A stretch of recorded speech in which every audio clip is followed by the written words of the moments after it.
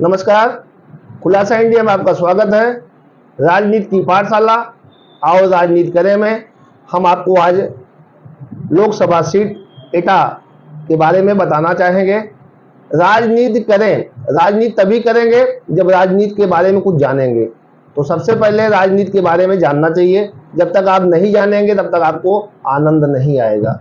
तो हम आपको बता दें कि तीसरे चरण का जो मतदान 7 मई को होगा उसका आज प्रचार का पहिया थम गया है। अब कल पोलिंग पार्टियां रवाना होगी और परसों यानी 7 मई को मतदान होगा। तो सबसे पहले हम आपको बता दें कि एटा जो लोकसभा सीट है उत्तर प्रदेश की बड़ी अहम सीट है और 10 सीटों में से एक सीट है जहां पर 7 मई को मतदान होगा तीसरे चरण का।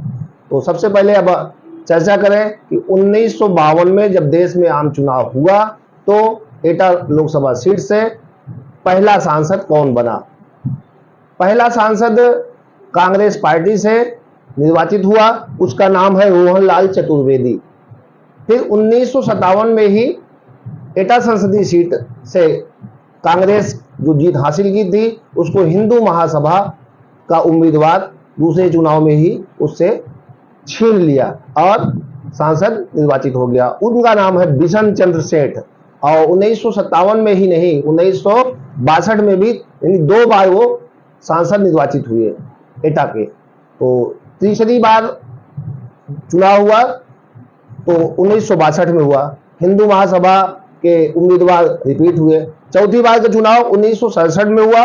1967 में कांग्रेस यहाँ से वापसी करती है और 1971 में यानी 2 बार जो है कांग्रेस यहाँ से चुनाव जीतती है और रोशनलाल चतुर्वेदी जो पहला चुनाव जीते थे उनको सफलता मिलती है। इस तरीके से रोशनलाल चतुर्वेदी 3 बार एटा के सांसद निर्वाचित हुए।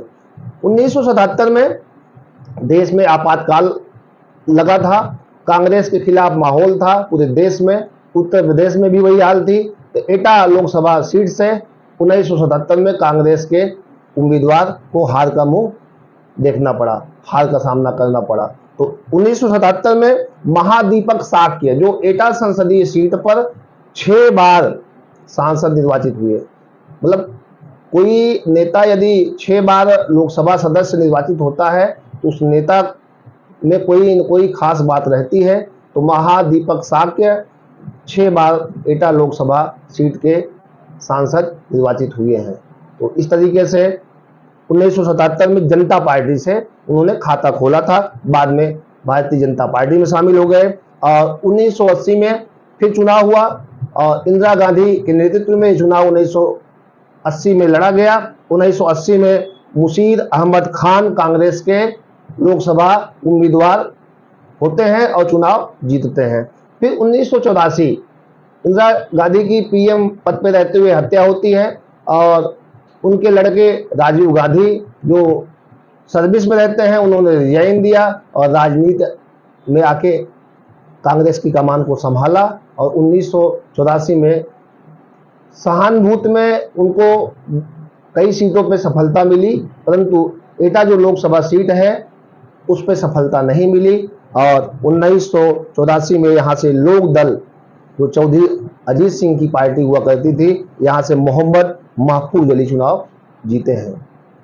अब 1989 से लेके 1991, 96 और 98 ये 4 बार चुनाव जो है महादीपक साक्य चुनाव जीते हैं और इसलिए एटा संसदीय सीट भाजपा की गढ़ के रूप में जानी जाने लगी।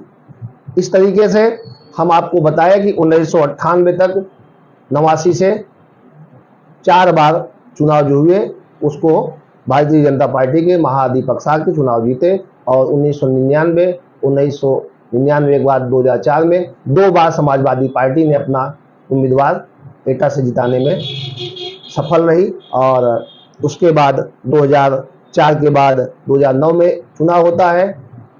उत्तर प्रदेश के मुख्यमंत्री कल्याण सिंह जो बहुत चर्चित रहे हैं और उत्तर प्रदेश की राजनीति में उनका अलग अपना धमक रहा है, उन्होंने निर्दलीय चुनाव लड़के एटा लोकसभा से सांसद निर्वाचित होते हैं और उसके बाद 2014 और 2019 में उनके लड़के राजवीर सिंह राजू भैया जिन्हें कहते हैं, वो चुनाव लड़े भारतीय जनता पार्टी के टिकट से और दोनों बार भारतीय जनता पार्टी की जीत हासिल की। और तीसरी बार भारतीय जनता पार्टी 2024 के लोकसभा चुनाव में उन्हें अपना उम्मीदवार बनाई है और 2024 के चुनाव में राजवीर राजू भैया चुनाव मैदान में हैं। तो इस तरीके से 1952 से लेके 2024 तक का मैंने एटा संसदीय सीट का संसदीय इतिहास बताया।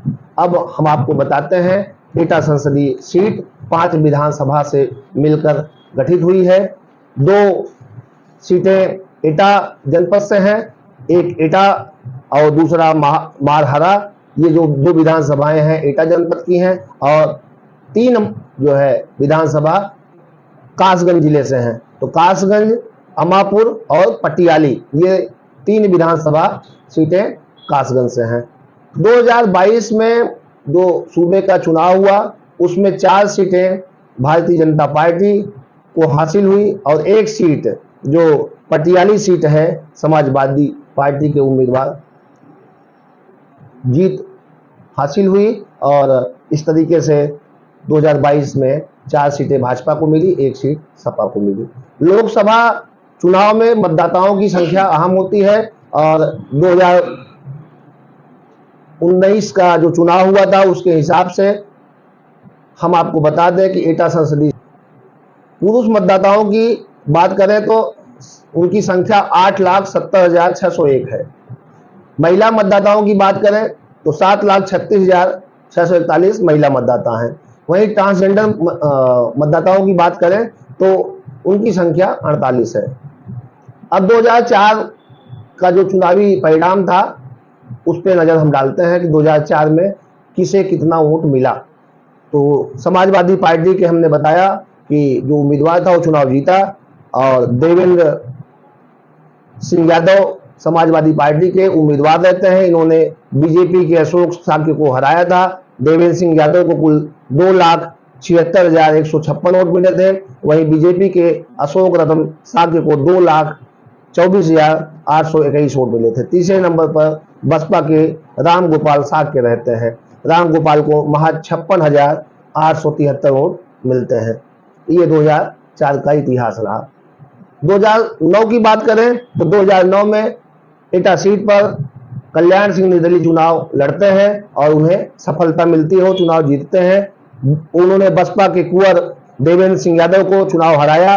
कल्याण सिंह को 2,75,717 वोट मिलते हैं, जबकि बीएसपी के देवेंद्र सिंह यादव को 1,47,749 वोट मिलते हैं। वहीं तीसरे नंबर पर बीजेपी के श्याम सिंह साक्य रहते हैं। श्याम सिंह साक्य को 88,562 वोटों से ही संतोष करना पड़ता है। यानी एटा संसदीय सीट पर निर्दलीय चुनाव लड़कर कल्याण सिंह ने यह साबित किया कि एटा लोकसभा सीट कल्याण सिंह की धरती के रूप में जानी जाएगी। निर्दलीय चुनाव लड़ना और लोकसभा जैसा चुनाव 5 विधानसभाओं का मिलाकर होता है, उसमें जीतना एक चुनौती से कम नहीं होता है। 2014 में कल्याण सिंह के बेटे राजवीर सिंह राजू भैया को भाजपा अपना उम्मीदवार बनाती है। देश में मोदी लहर रहती है। चुनाव राजू भैया भाजपा से जीत जाते हैं। राजवीर सिंह ने सपा के देवेंद्र सिंह यादव को चुनाव हराया था। राजवीर सिंह को 4,74,978 वोट मिले थे। वहीं सपा के देवेंद्र सिंह यादव को 2,73,977 वोट मिले थे, जबकि तीसरे नंबर पर बसपा के नूर मोहम्मद खान थे। नूर मोहम्मद खान को कुल 1,37,237 वोट मिले थे। अब आपको हम बताते हैं 2019 का चुनावी परिणाम। 2019 में भी भारतीय जनता पार्टी ने राजवीर सिंह राजू भैया को अपना उम्मीदवार बनाया और दूसरी बार भी वो चुनाव जीत जाते हैं। इस बार राजवीर सिंह ने सपा के देवेंद्र सिंह यादव को चुनाव हराया।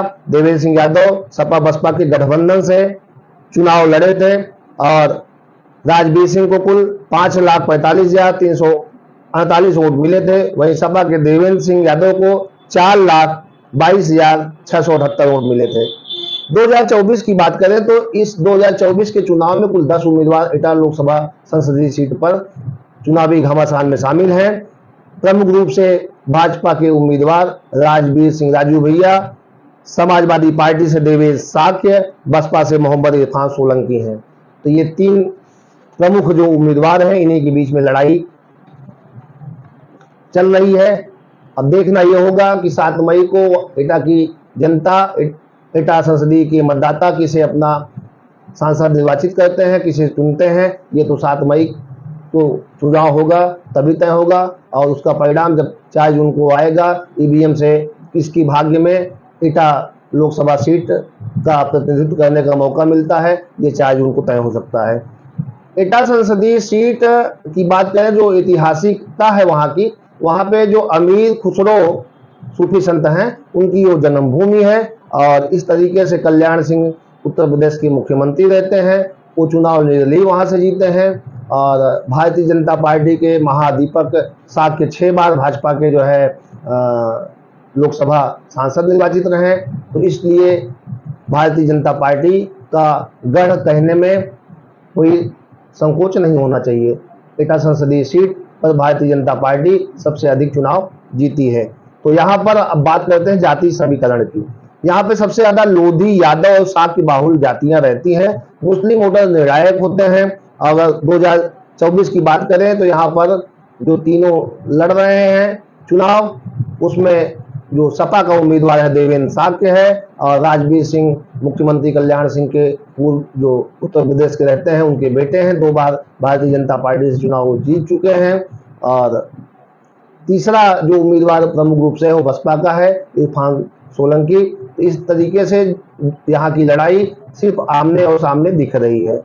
तो ये हमने आपको बताया कि एटा संसदीय सीट का जो इतिहास है, वो राजवीर सिंह, राजू भैया तीसरी बार हैट्रिक मार पाते हैं या नहीं मार पाते हैं, ये तो एटा की मतदाता ही तय करेगी। और आज चुनाव का पहिया वहाँ पे थम गया है। तीसरे चरण का मतदान में 7 मई को वहाँ पे मतदान होना है। तो 1952 से लेके 2024 तक का ये एटा संसदीय सीट का इतिहास रहा।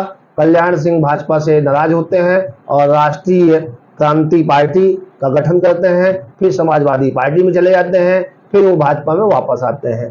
तो कल्याण सिंह के जो व्यक्तित्व था, जो उनका अपना राजनीतिक सोच थी, उससे ये सीट जो है कल्याण सिंह के लिए बड़ी महत्वपूर्ण है। धन्यवाद।